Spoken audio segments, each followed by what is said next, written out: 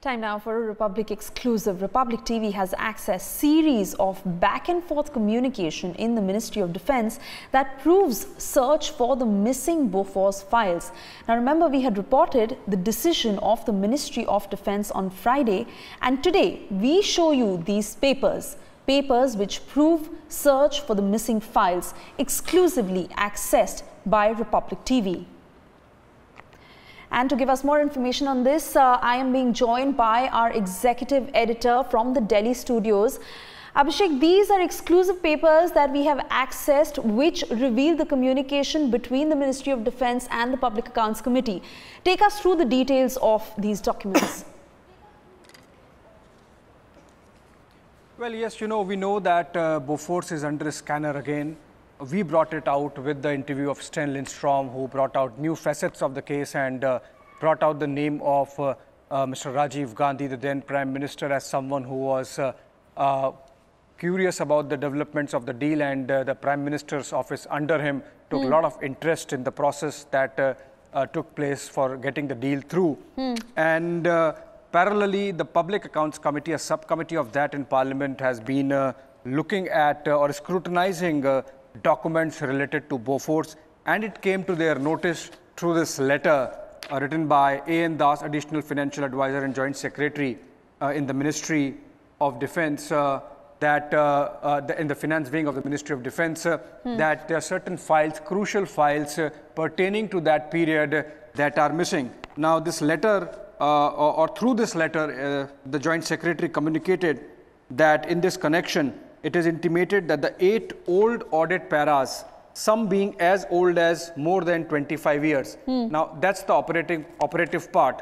In this connection, it is intimated that 8 old paras, some being as old as more than 25 years, that roughly pertains to the Bofors, post-Bofors period, are being shown pending at the end of Ministry of Defence. However, no records of any of these paras are available in the Ministry to prepare a reply on the same, for want of details, files on the subject. It is therefore not possible to initiate ATNs by any division of the Ministry on those old paras. So essentially, what this is communicating is that action taken notes on certain paras which were submitted by the CAG are not there, and the reason why those ATNs are not there is because those files pertaining to the period of about 25 years and more are missing.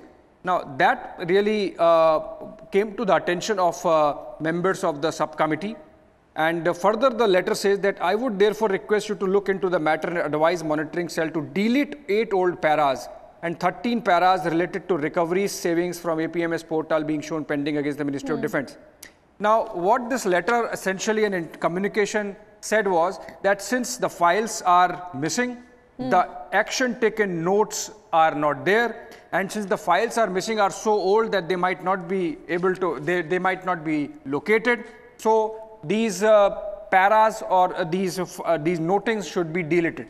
Now, that was taken seriously by the subcommittee, and then they requisitioned all communication that has taken place on the missing files from the Ministry of Defence, in which 2 paras of purchase of Bofors howitzer guns are also included. Now, those paras, now this is the page that lists all the old cases, and in entry 4 it says up to 1999, all files up to 1999, and in that there are 2 paras, para 11 of CAG report number 2 of 1989 and para 9 of CAG report number 2 of 1990. Now, these are 2 crucial paras. If my camera can show these, this list of old cases that has been submitted.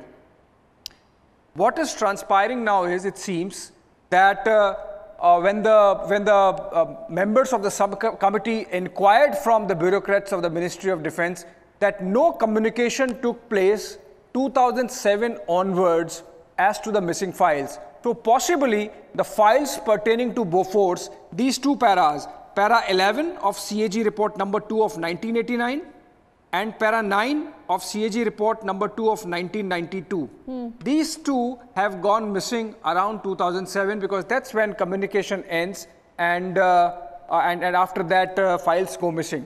Now, so far as missing files go, a lot of communication has happened and the notings related to that communication for locating those files has been submitted post the members of the subcommittee demanded that they should be told the process by which the ministry came to the conclusion that files are missing. So for example, reconciliation of old 24 pending ATNs. Now these were shown as pending ATNs because they were not available in records.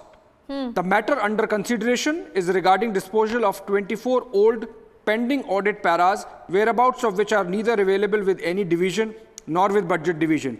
So essentially paras have gone missing from the budget division of the Ministry of Defence, and these will be reopened if situations are required either at CAG level or if the MOD so desires. They further informed that this is one time arrangement and can be reopened at any point of time. Now this is a communication of 2016 when the ministry perhaps again tried to locate those paras that had gone missing since 2007 as the bureaucrats verbally informed. Now again these notings continue the communication. This one is January of 2016 and this is of April 2016, where it mentions, however, the Joint Secretary Wing White, their above cited letter under para 2 intimated that no files, papers pertinent to these cases found. So essentially a communication was sent to this particular wing of the Ministry of Defence to locate those missing paras. But it seems that the communication back from JSON was that the above cited letter that intimated that no files, papers pertinent to these cases found. Now again, communication was further to DGADS dated 16th March, in which the DGADS has intimated that proposal of deletion of 24 old paras from pending list of ATNs is under consideration at their headquarter office till date. So basically, there is a lot of to and fro between the Ministry of Defence and the Audit Office, DGADS, which comes under the CNAG, the Controller and Auditor General. And the deliberation is essentially on deletion of those paras, files for which are missing, which went missing in 2007. And after asking them to delete, they are awaiting further communication from DGADS regarding status of pending old cases. Abhishek, clarify this for us. Now, this is April 2017, a year later. Communication is still going on, and they are still trying to find out where the files are.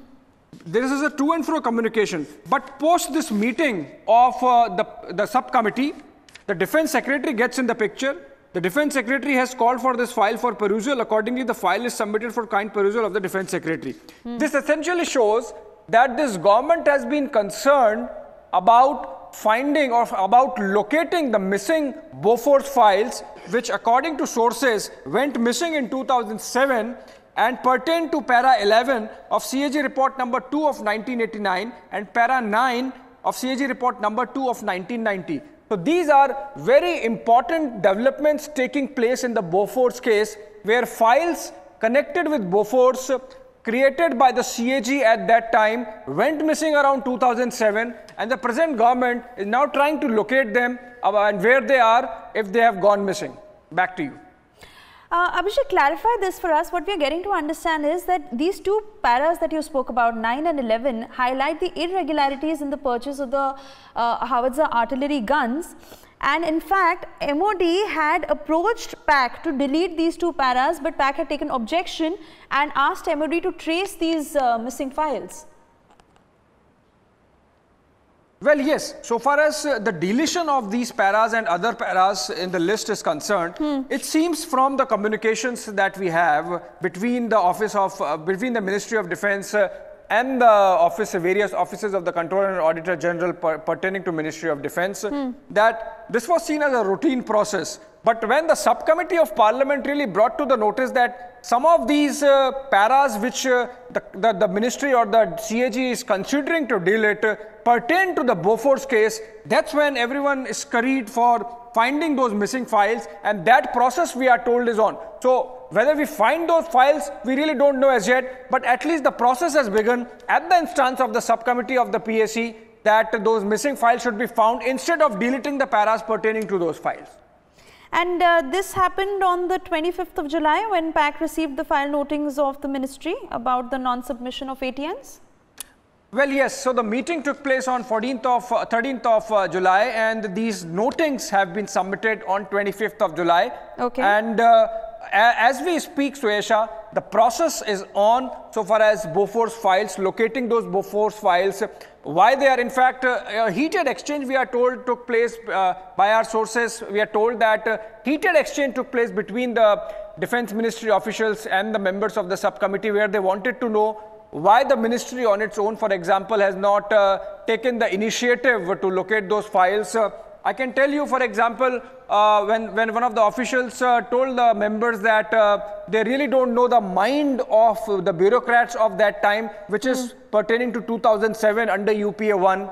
The members really lost their patience and said, we are not interested in knowing from you what the mind of the bureaucrats was of that time. We are asking you whether you can locate those files. So these kind of exchanges took place between the members and the officials, and it is expected that the ministry would be following up on the request that has come from the committee or the subcommittee that the files be located, whether they are with the ministry, whether they are with the courts, because the Bofors papers have been in the courts at various levels. In fact, even now there is a PIL in the Supreme Court. The matter, in the last submission, the Defense Ministry officials had said the matter is sub judice, and that some set of papers are available with the CBI also. Right. The subcommittee has requisitioned the CBI and asked them to submit a status report, which is expected in any time, any of these days. And in the meanwhile, the Ministry of Defense has come back with these papers, which essentially show the process that has gone into locating those files, or at least charting the process by which the CAG and the Ministry of Defense communicated as to what should be done or what can be done about those paras which pertain to missing files. Suesha. Right, Abhishek, we're going to discuss this further. You continue to stay with us, but for now it's time for a short break. We'll be back in just a bit. Stay tuned.